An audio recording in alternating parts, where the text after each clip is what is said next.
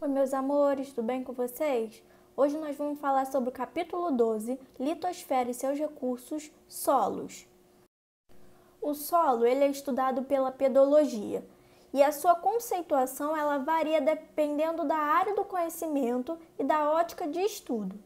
Para os geógrafos e geólogos, o solo consiste no acúmulo de um grande número de partículas minerais com formas e dimensões variadas, resultado da ação dos agentes externos, que é o intemperismo e a erosão, ao longo de milhares de anos sobre o material consolidado, a rocha. Além do material mineral, também pode ter em sua composição pedaços de matéria orgânica, animal e vegetal, humus, o que contribui para aumentar sua fertilidade.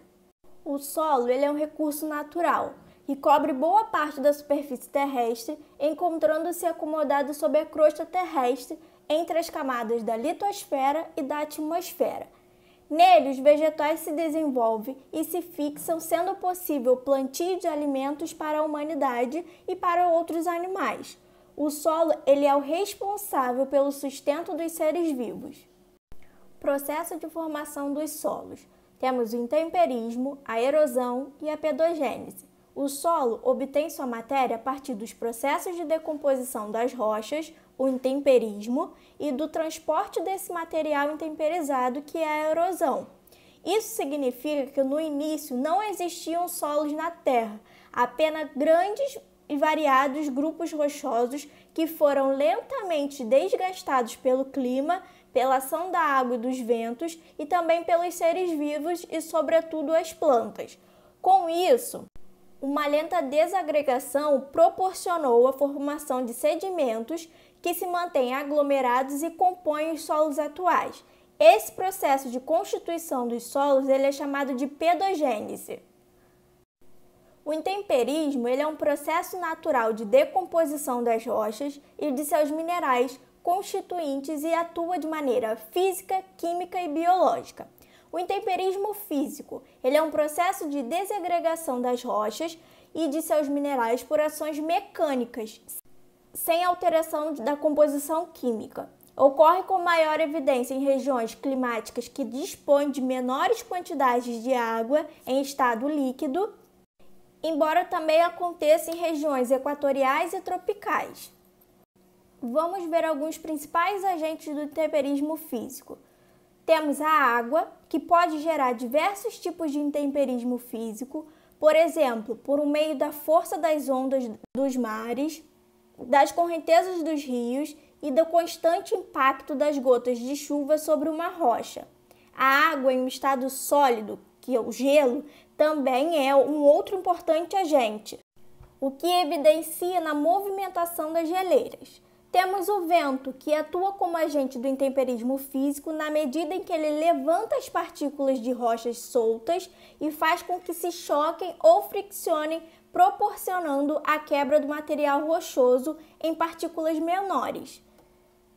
Temos a temperatura, que sua variação produzida por calor durante o dia e o frio durante a noite, ao longo dos anos ela desempenha um papel importante na desintegração das rochas, considerando que estas e seus minerais se expandem e se retraem devido à variação da temperatura ambiente. Esse tipo de intemperismo ele é mais evidente em regiões com maior amplitude térmica, ou seja, são regiões que sofrem com a continentalidade ou nas regiões mais áridas do planeta, e a pressão, que naturalmente as rochas possuem resistência ao peso que está sobre elas.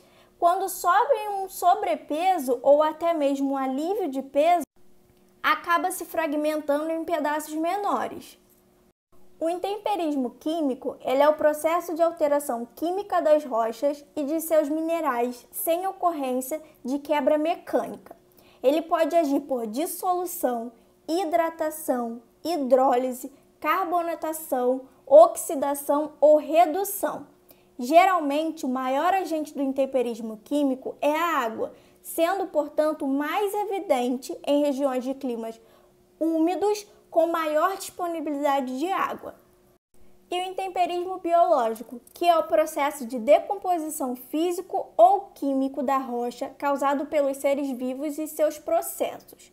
Um exemplo de intemperismo biológico causado de forma física são os animais que cavam buracos, como as minhocas ou as toupeiras, removendo e triturando o solo e as rochas, ou o crescimento das árvores de suas raízes. E um exemplo de intemperismo biológico causado de forma química é a presença de fungos ou a decomposição dos animais, o que altera quimicamente a composição do solo, das rochas e de seus minerais. A pedogênese é o processo de formação dos solos que engloba desde os processos de intemperismo e erosão até a sedimentação do material inconsolidado, que origina o que chamamos de solo. O surgimento de um novo solo depende de 5 fatores. O clima, que é o fator mais importante, que inclui todos os processos de intemperismo e erosão, que serão determinados pela temperatura, pela umidade e pelos tipos de seres vivos que habitarão a área e disponibilizarão a biomassa. Os organismos, que podem auxiliar na destruição do material rochoso e mineral a partir do intemperismo biológico, bem como proteger os solos dos seus processos erosivos. Material de origem, onde todo o solo precisa obter seu material de algum lugar. É chamada a rocha matriz, que quando intemperizada e erodida, dá origem a determinado solo. O relevo, que influenciará os caminhos de drenagem e, consequentemente, o clima. O relevo ele pode contribuir para a manutenção de um solo ou para sua remoção a partir de processos erosivos. E o tempo, que também é muito importante, pois ele engloba o grau de exposição a todos os fatores anteriores. Um solo simples, raso e pobre em matéria orgânica, ele pode demorar algumas centenas de anos para se formar e se acomodar. No entanto, para um solo evoluir, aumentar sua espessura, desenvolver-se e enriquecer em matéria orgânica pode levar milhões de anos. É a partir desses fatores que serão determinadas as características de um solo e, consequentemente, de uma paisagem. No Brasil, há 4 tipos de solos. Os solos aluviais, que são muito comuns por todo o território brasileiro, são formados a partir do acúmulo de sedimentos em depressões, várzeas, vales e etc. O solo de Massapê, localizado no litoral nordestino, possui fertilidade elevada e foi bastante utilizado historicamente para a plantação da cana-de-açúcar.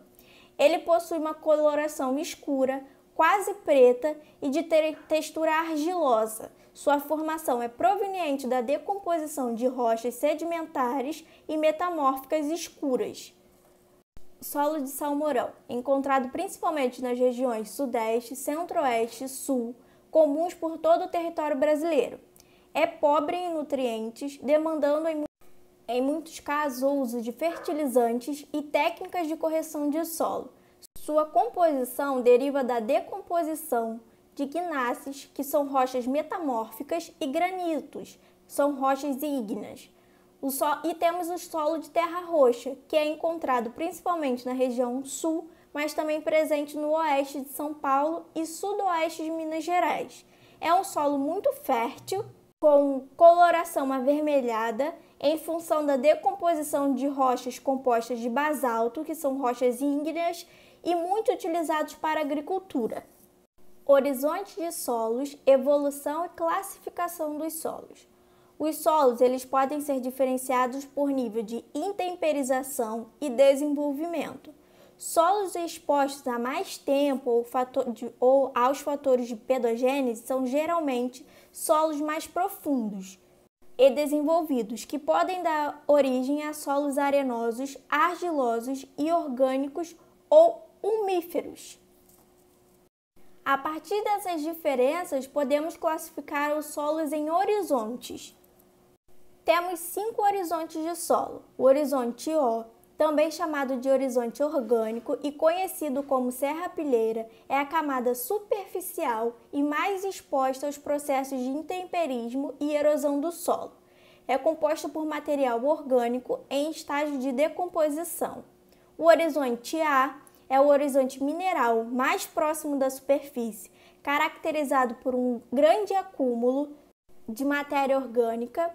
O horizonte B, que é o horizonte de acumulação, com grande presença de minerais e baixo acúmulo de material orgânico. O horizonte C, que é o horizonte formado por partes fragmentadas da rocha-mãe, muitas vezes com sedimentos menores na parte superior da camada e pedaços de rochas na parte inferior. E o horizonte R, que é o horizonte da rocha-mãe ou a rocha matriz. É o leito rochoso, a principal fonte material do solo das camadas superiores. O uso dos solos, erosão e conservação. Na geografia, o uso do solo pode ser entendido como a ocupação humana do espaço geográfico e suas atividades relacionadas.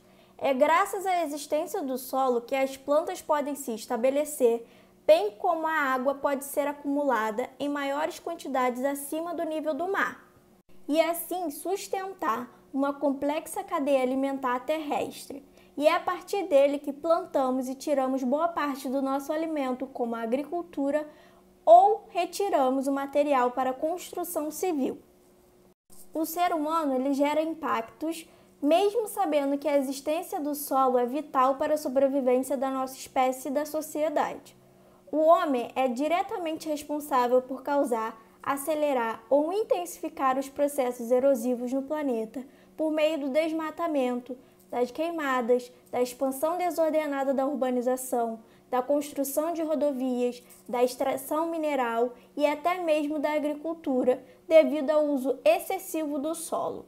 A erosão dos solos vem causando diversas consequências graves, como os deslizamentos e a perda de terras agricultáveis e de corpos hídricos, gerando enormes prejuízos econômicos, estruturais e humanos. Portanto, é necessário cuidar bem desse recurso, tão importante para a nossa sustentabilidade, combatendo o desmatamento e o uso excessivo do solo, planejando adequadamente as construções de cidades, rodovias, túneis, hidrelétricas e reflorestando áreas degradadas, principalmente em regiões de encostas ou regiões áridas. As práticas conservacionistas estão relacionadas ao controle das perdas de solo e de água em terras usadas para fins agrícolas. O objetivo é aumentar o lucro sem diminuir a capacidade produtiva do solo. Para os especialistas, o princípio básico de conservação do solo é a ocupação da área de acordo com sua capacidade de uso, otimizando-lhe o aproveitamento. As práticas de uso de solos favoráveis ao controle da erosão são aquelas que aumentam a capacidade de infiltração da água, diminuem o escoamento superficial e reduzem os impactos das gotas de chuva. Essas práticas conservacionistas, elas podem ser caracterizadas como edáficas, que são as práticas que, com as modificações no sistema de cultivo, além do controle de erosão, mantêm ou melhoram a fertilidade do solo. Vegetativas, que são as práticas que se valem da vegetação para proteger o solo contra a ação direta da precipitação, minimizando o processo erosivo. E as mecânicas, que utilizam estruturas artificiais visando a intercepção ou a condução de escoamento superficial. Isso pode ser feito por meio de terraços, canais de escavadouros ou divergentes, bacias de captação de águas pluviais, barragens e etc. E é isso, meus amores. Até o próximo vídeo. Dúvidas, escrevam nos comentários, tá bom? E até logo!